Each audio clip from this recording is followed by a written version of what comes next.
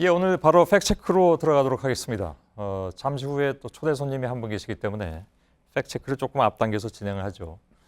명예퇴직을 거부한 직원을 대기 발령시키면서 이렇게 책상을 사물함 앞에 따로 놓고 앉게 했던 이 사진. 여론은 상당히 뜨거웠고 비난도 많이 쏟아졌습니다. 그러나 이 직원이 지방노동위원회에 구제 신청을 낸 결과 회사는 잘못한 게 없다. 그러니까 회사의 조치가 부당하지 않았다는 결론이 나왔다고 하는군요.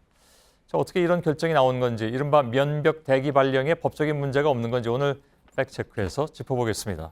김필기 기자가 나와 있는데요. 상식적으로는 부당한 행위라고 생각할 것 같은데 예. 이 법적으로는 정말 문제가 없는 겁니까?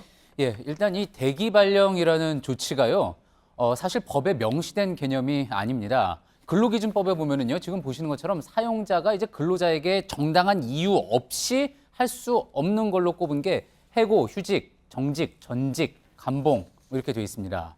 자, 그러니까 일반적인 대기 발령은 여기 포함이 안 되고요.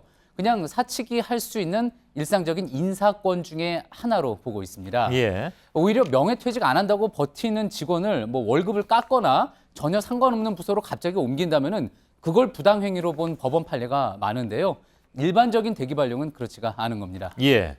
근데 이번에 보면 이제 면벽 수행만 하는 것이 아니라 뭐 예. 책도 못 읽게 하고 예. 뭐 컴퓨터도 못하게 하고 아무것도 못하게 하는 것도 문제가 없다는 얘기인가요? 예, 지금 보실 게 그 해당 두산 계열사에서 대기 발령자 준수 사항이라고 해서 줬던 그 문서인데요.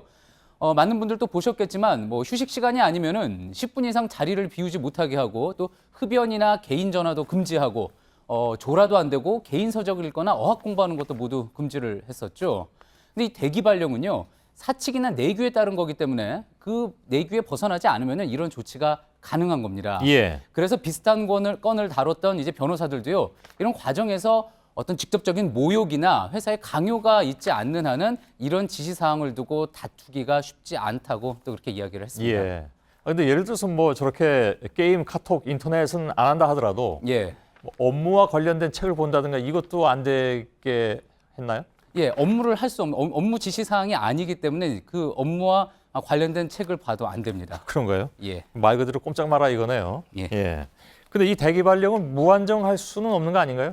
예, 그렇습니다. 일단 대법원에서도요, 예전에 있었던 건에서 사회 통념상 합리성이 없을 정도로 장기간의 대기 발령 조치는 무효다라고 판결을 한 바가 있습니다. 예. 사실 회사 입장에서도 이 기간 동안에 월급을 계속 지급을 해야 하기 때문에 무한정하기는 부담이 될 수밖에 없는데요. 예. 그런데 이번 건의 경우 회사에서 미리 내규를 바꿔서요.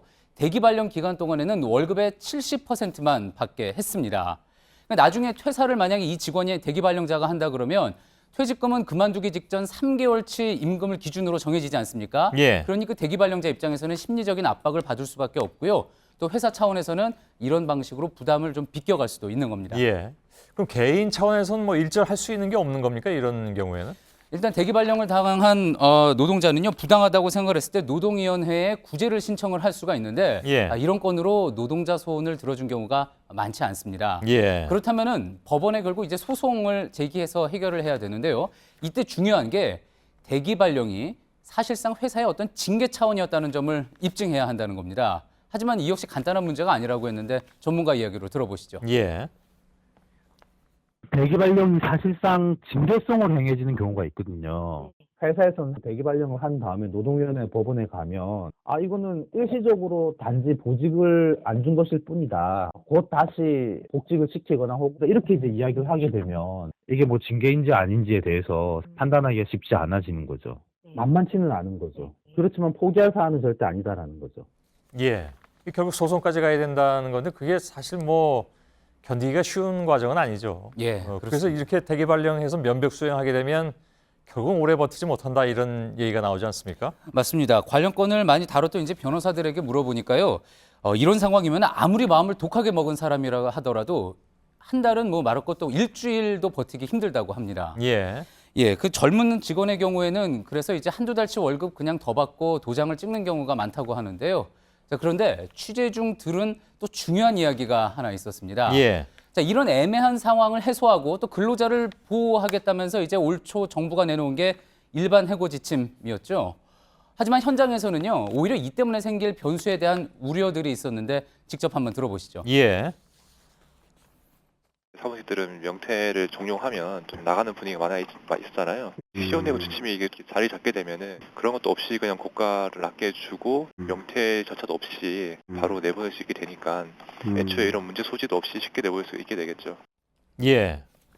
오히려 앞으로 이런 뭡니까 대기 발령 없이 곧바로 해고로 이어질 가능성도 있다 이런 얘기가 되는 것 같은데. 예, 그런 우려가 제기된다는 예. 근데 이제 일반 해고 지침이라는 게 그냥 행정 지침으로 그냥 참고만 하라는 거지. 예. 예를 들어서 뭐 일반 기업에까지 강제력은 없는 거 아니냐 이런 얘기도 있던데 그건 어떻게 봐야 됩니까? 예, 그렇게 알려져 있었고요. 그게 예. 현재로서는 맞는 이야기인데요. 하지만 최근 이기권 장관이 이제 기업 CEO들 만나는 자리에서 올해 임금 단체 협상할 때 이 일반 해고 지침을 반영하라고 주문을 했습니다. 예. 그러니 영향을 받지 않을 수가 없는 그런 상황인 건데요. 직장인들 사이에서 흔히 뭐 자리 빠진다, 책상 뺀다 이런 말 농담처럼 나오기도 하는데 이번에 불거진 이 대기 발령 문제, 우리 노동시장의 심각한 문제를 반영하는 결코 간단치 않은 문제라는 점 확인할 수가 있었습니다. 예, 알겠습니다. 김필규 기자와 함께 진행했습니다. 수고했습니다.